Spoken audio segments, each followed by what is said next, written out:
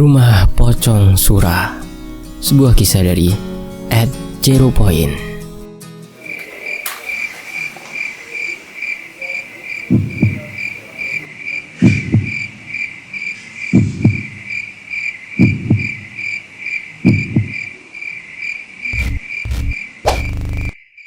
Sebagaimana yang kita ketahui, manusia bukan satu-satunya makhluk yang hidup di bumi ini.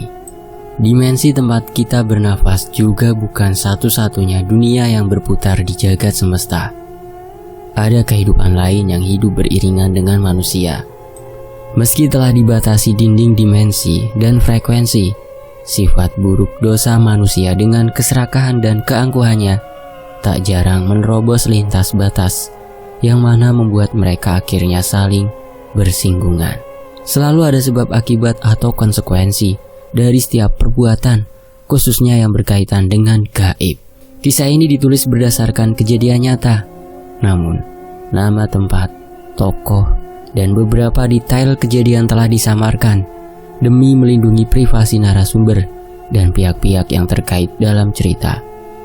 Bagi teman-teman yang menyadari segala bentuk atau clue yang ada pada cerita ini, harap menyimpannya untuk diri sendiri saja. Rumah Pocong Surah merupakan serial e-book bergambar yang dituliskan oleh Zeropoint @zeropoint yang terdiri dari total 5 chapter, dilengkapi dengan gambar ilustrasi berdasarkan kejadian yang terekam. Untuk info order ada di deskripsi ya linknya. Dan kisah ini dituliskan berdasarkan kesaksian narasumber dan proses residu energi masa lalu yang menceritakan tentang betapa buruk dan kejinya bersekutu dengan setan. Semoga pesan dan nilai-nilai positif yang dibawa kisah ini dapat sampai ke teman-teman yang menyimak di sini di Fakta Sejarah. Apabila selama menyimak teman-teman merasakan sensasi merinding tak biasa atau tanda-tanda lain seperti suhu ruangan mendadak berubah, silahkan tetap melanjutkan menyimak. Namun jika teman-teman mencium aroma tak sedap seperti bau anyir, amis, busuk, bahkan bau sampah, harap stop menyimak. Basuh muka atau mengambil wudhu bagi yang muslim, dan sebisa mungkin menghindari sepi atau sendirian. Jika aroma tak sedap itu sudah hilang dan teman-teman sudah merasa lebih tenang, silahkan kembali lanjutkan menyimak. Pasang fokus imaji, selamat menyimak dan menyelami kisah suram masa lalu dalam lautan kisah kata. Tapi sebelum itu, kita harus berdoa dulu. A'udzu bikalimatillahi tammati min syarri ma khalaq. Bismillahirrahmanirrahim. La yadurru ma'asmihi syai'un fil ardi wa la fis sama' wa huwas samii'ul 'aliim. Allahumma shalli 'ala sayyidina Muhammad sallallahu alaihi wasallam. Ini dia selengkapnya.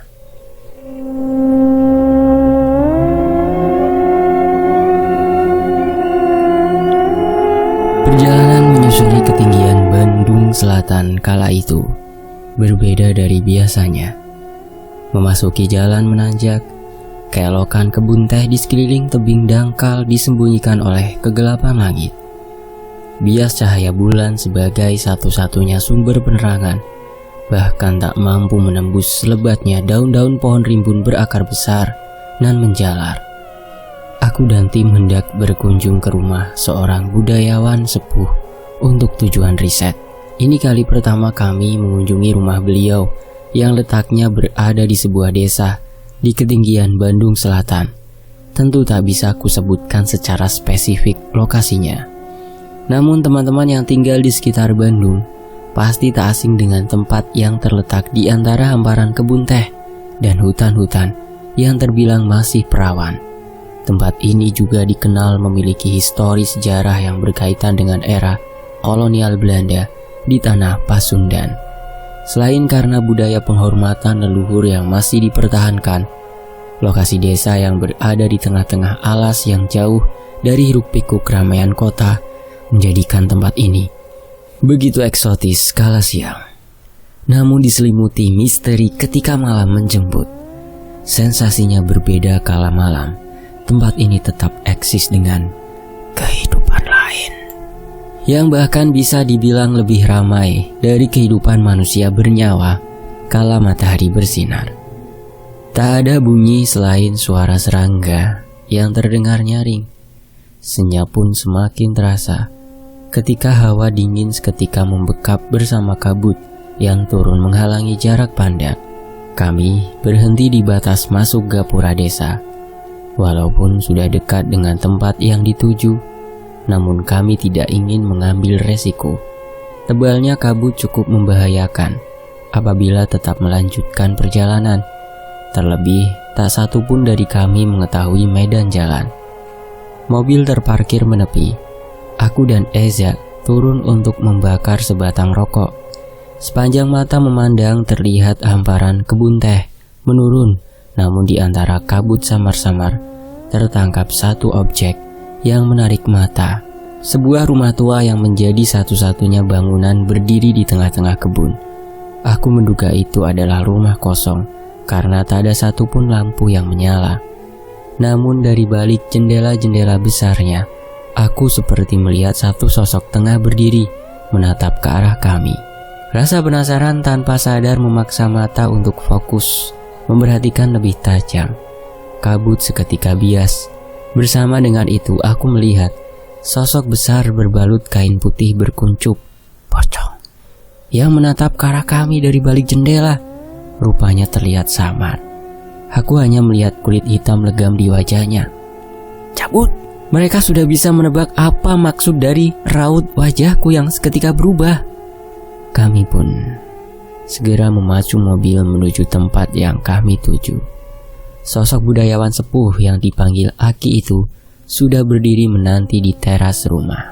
Kami bersalaman, kemudian dipersilahkan masuk. Aku merasa gusar. Ingatan mengenai sosok pocong yang baru saja kulihat begitu menggangguku. "Kamu kenapa?" tanya Aki. Tadi saya melihat pocong, Ki." Semua teman-temanku terkejut mendengarnya. Tapi Aki malah tersenyum. "Pasti di rumah pocong ya. Orang-orang di sini udah pada tahu," ucap Aki. "Dulu orangnya ngilmu, pesugihan juga. Terus dia meninggal tapi hidup lagi. Orang-orang taunya dia mati suri. Padahal yang hidup lagi itu pocongnya. Awalnya gak ada yang tahu, termasuk keluarganya yang tinggal serumah."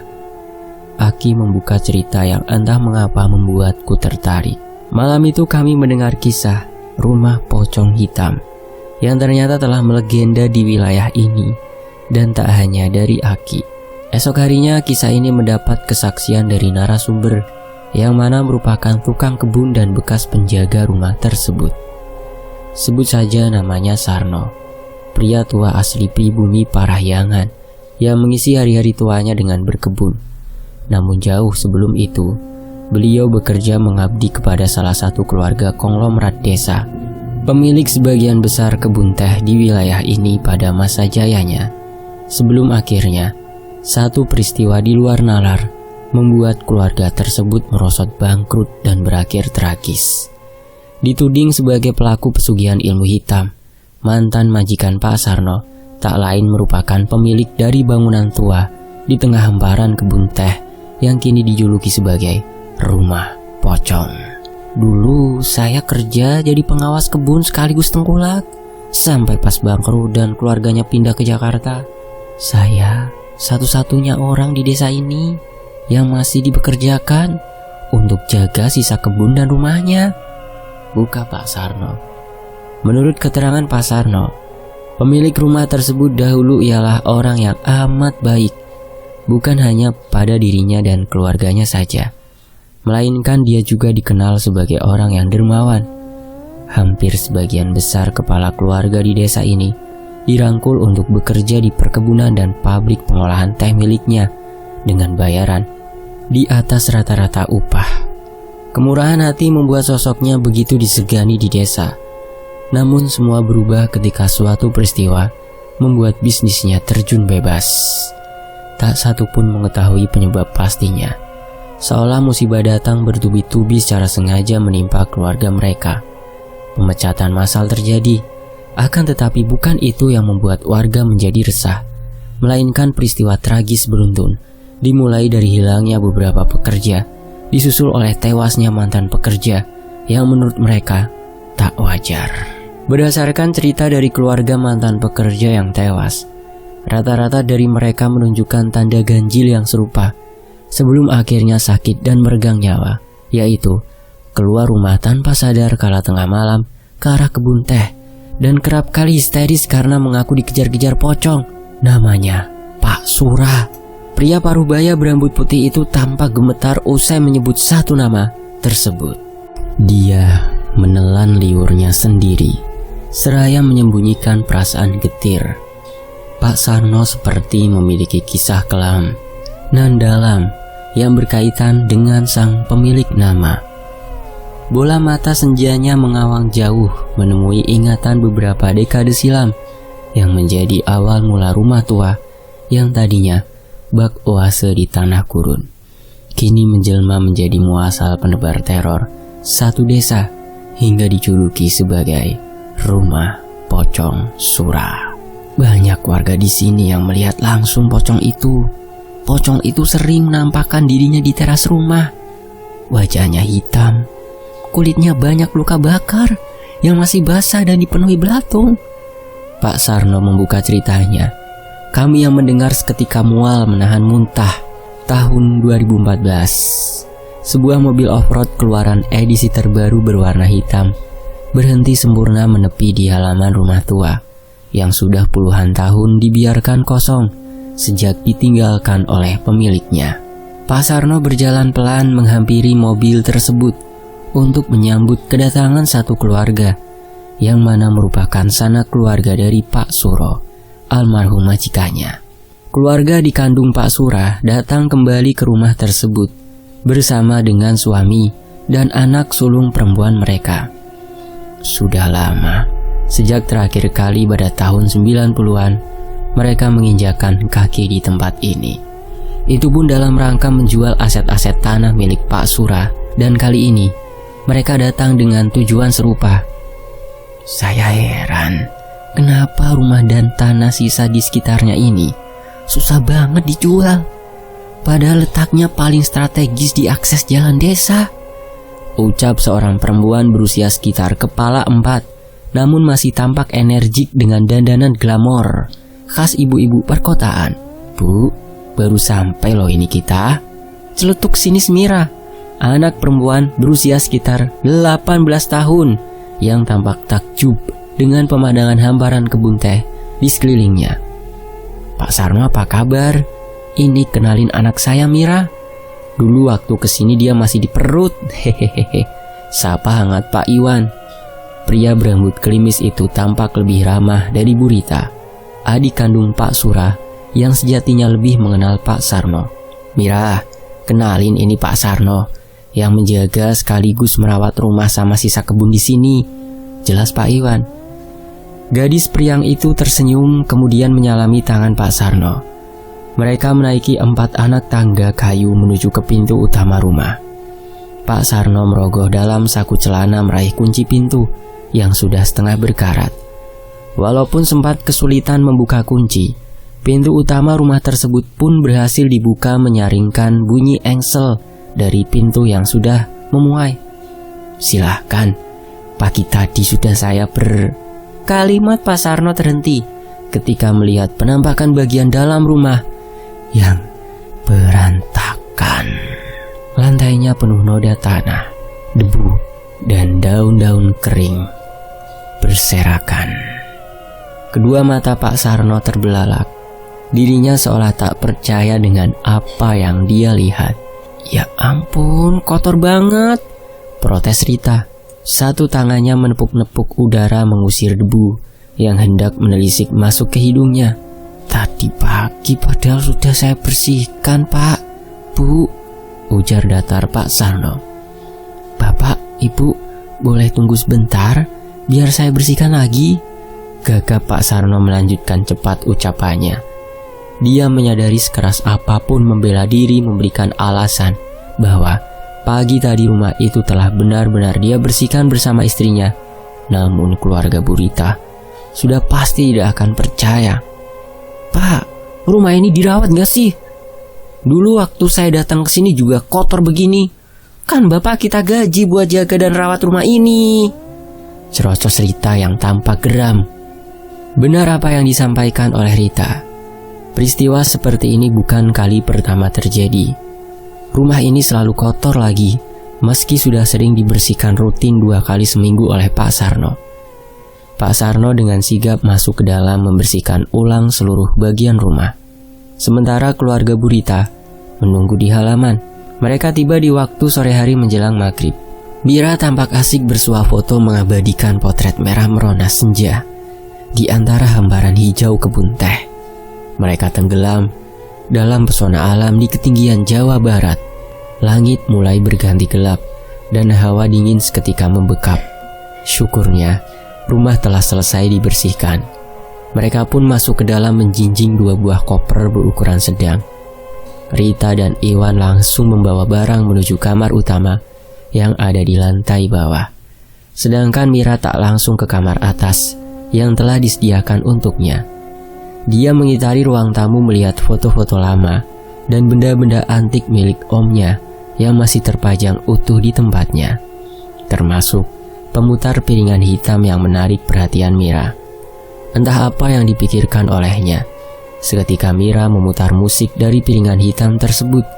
Terputar rekaman musik klasik yang dinyanyikan oleh almarhum Pak Sura.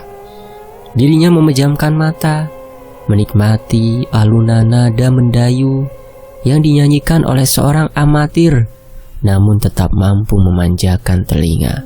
Om Sura emang keren, gumam Mira. Pak Sarno yang semula terkejut dengan apa yang dilakukan Mira, akhirnya memilih untuk membiarkan. Musik itu memang bagus bagi siapapun yang baru mendengar. Namun bagi Pak Sarno yang mengetahui sejarahnya, lagu yang diputar Mira berikut piringan hitam tersebut menyimpan magis yang membuat bulu kuduk bergidik tiap kali mendengarnya. Aku berserah pasrah, peluklah daku, menyatu bersama setiap irama yang memanggil. Diriku sepenuhnya milikmu, wahai sensor. Putaran lagu itu seketika tersendat dan terus memutar-mutar ulang di bait lirik yang sama. Mira dan Pak Sarno saling menatap bingung. Namun derap langkah cepat mendekat, kemudian mematikan putaran piringan hitam tersebut. Rusak kok disetel, seletuk Rita, disusul oleh Pak Iwan di belakangnya. Mereka mengajak Pak Sarno untuk duduk di meja makan, lalu menjelaskan maksud tujuan mereka secara rinci, bahwasanya maksud kedatangan mereka ke sini ialah untuk mencari surat-surat rumah dan surat sebidang kebun di sekitar halaman yang mana rencananya hendak mereka jual. Sudah tidak ada alasan lagi untuk mempertahankan rumah tua ini. Keluarga Mas Sura semuanya sudah tinggal di Jakarta. Anaknya juga sudah berkeluarga. Dulu dia saya yang urus, jadi kami mau jual saja, jelas Rita. Baik Bu, jawab Pak Sarno. Iya, tapi masalahnya surat-suratnya nggak ada. Sudah dicari di rumah itu nggak ada. Saya yakin pasti ketinggal di sini. Waktu pindahan dulu nggak kebawa, ujar Rita. Suasana menjadi hening. Tak sepatah kata pun dirasa pantas dikeluarkan oleh Pak Sarno, yang menyadari bahwa dirinya tak memiliki hak apapun untuk bersuara. Meskipun dulu telah diamanahkan oleh Pak Sura kepada anaknya dan didengar juga oleh Pak Sarno bahwa rumah ini tidak boleh dijual sampai kapanpun. Amanah itu juga sudah disampaikan ke pihak keluarga. Di luar itu, selebihnya bukan lagi menjadi urusan Pak Sarno. Maaf Bu, apa anaknya Bapak juga sudah tahu juga kalau mau dijual? Tanya Pak Sarno. Sudah berkali-kali dikasih tahu. Anaknya ngeyel. Gak apa-apa, toh keluarga lain sudah setuju dan hasilnya nanti juga dia dapat, jawab Bu Rita. Pak Sarno hanya mengangguk, tak berani menimpali lagi. Dirinya hendak berpamitan pulang namun ditahan oleh Rita. Mereka meminta Pak Sarno untuk menginap di rumah tersebut untuk membantu mencari surat-surat sekaligus melayani kebutuhan mereka selama berada di sana. Maklum saja, Desa mereka cenderung berada di pelosok. Tidak ada warung, apalagi minimarket. Untuk membeli kebutuhan pokok harus menuruni jalan curam berliuk-liuk yang minim lampu penerangan menuju ke jalan utama yang jaraknya sekitar 30 km dari desa. Bagi masyarakat perkotaan tentu akan kesulitan beradaptasi dari kehidupan kota yang serba mudah. Karena saat itu masih berstatus sebagai pekerja mereka, maka Pak Sarno tak bisa menolak permintaan majikannya yang hanya datang sesekali. "Baik Bu, saya tidur di kamar belakang." Pak Sarno memilih untuk menempati kamar yang terpisah dari rumah utama tersebut. Usai melakukan makan malam dengan bekal makanan dari restoran cepat saji yang mereka bawa dari kota, Ria, Iwan, dan Rita masuk ke kamarnya untuk beristirahat. Malam itu angin berhembus lebih kencang dari biasanya. Guntur juga beberapa kali menunjukkan kelap kilatnya. Hawa dingin yang menyelisik masuk melalui sela-sela ventilasi, membuat dinding terasa lembab. Gorden jendela seketika tersingkap cepat. Detik berikutnya suara engsel jendela terbuka dengan sendirinya, yang mana kemudian bergerak memantul, membentur kusen karena bertabrakan dengan angin kencang. Pak Sarno menghela nafas panjang. Nampak jelas getir terlukis di wajahnya. Perlahan dia melangkah ke arah jendela. Dirinya melongok keluar jendela. Kedua bola matanya menyapu sekitar. Namun dia tak mendapati apapun selain daun-daun pohon yang melambai-lambai diterpa angin. Sigap, Pak Sarno menutup rapat jendela lalu menguncinya. Baru 4 langkah dia berbalik arah. Kaki-kaki Pak Sarno terhenti mematung ketika ekor matanya menangkap satu sosok berbobot badan besar, berbalut kain putih, berdiri 2 langkah di belakangnya. Tubuhnya seketika gemetar, ketakutan. "Ampun Tuhan, saya hanya menjalankan tugas." Spontan Pak Sarno dengan suara bergetar tanpa berani memalingkan badan. Beberapa saat terpaku, Pak Sarno mengumpulkan sisa-sisa keberanian. Dirinya menarik nafas panjang, mencoba mengambil alih tenang, lalu perlahan membalikan badannya. Terhembus nafas kasar, pertanda lega ketika sosok yang ditangkap ekor matanya sudah tak lagi terlihat. Hanya gorden jendela yang lagi-lagi tersingkap dengan sendirinya sampai menggantung ke paku yang tertancap di sisi kanan jendela. Pak Sarno menutup kembali gorden tersebut. Ada yang berbeda dari raut wajah Pak Sarno. Tentunya bukan karena udara dingin yang sudah terbiasa merayap di kulitnya, melainkan perasaan cemas yang bersumber dari kekhawatiran mendalam tentang hal buruk yang akan terjadi berikutnya. Siapa sangka firasat Pak Sarno menjadi awal mula dari teror mengerikan secara beruntun sampai membuat satu dari mereka kerasukan. Belatung-belatung menggeliat di kasur. Mereka mengaku diteror oleh sosok pocong Pasura dan jiwa-jiwa lain yang telah berpulang menjelma menjadi pocong-pocong. Menurut Pak Sarno, malam itu dia marah. Bersambung, nantikan chapter kedua hanya di Fakta Sejarah. Untuk teman-teman yang pengen tahu lebih cepatnya, teman-teman bisa order di @0point. Untuk linknya ada di deskripsi ya. Order e-booknya gitu supaya bisa baca lebih dalam, lebih lengkap dari versi treat yang ada di Twitternya. Dan demikianlah Rumah Pocong Sura yang dikisahkan kembali @0point berdasarkan narasumber dan residual masa lalu. Saya pamit. Wassalamualaikum warahmatullahi wabarakatuh. Alhamdulillah, tetap di Fakta Sejarah. Terima kasih teman-temanku.